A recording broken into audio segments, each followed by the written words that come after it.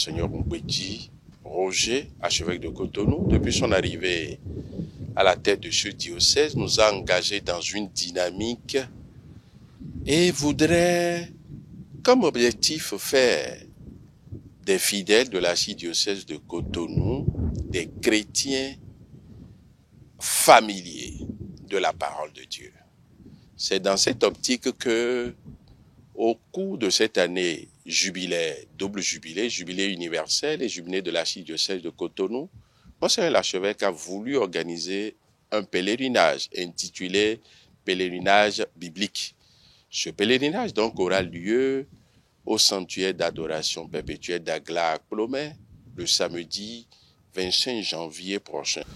Le thème autour duquel les pèlerins vont se rassembler le jour-là est inspiré par la lettre aux Romains, chapitre 1er, verset 1er. Mis à part pour annoncer l'évangile, devenons tous des passionnés et des familiers des Saintes Écritures.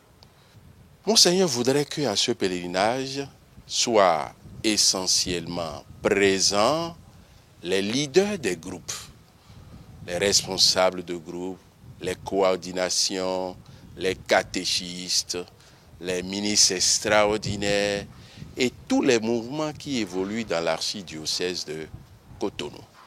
Ce pèlerinage aura deux phases. La première phase sera, bien entendu, le 25 là, autour de Monseigneur, l'archevêque, et la seconde phase sera la phase paroissiale, où tous les fidèles vont se retrouver le dimanche 26, qui est le troisième dimanche du temps ordinaire, le dimanche que le pape François, depuis quelques années, a consacré pour la célébration de la parole de Dieu. Le 26, ce serait la phase paroissiale qui concerne tous les fidèles. Au sanctuaire, ce sanctuaire qui a été choisi pour être inséré dans les églises et qui auront la faculté de conférer les indulgences, les fidèles peuvent arriver aussi ce samedi-là.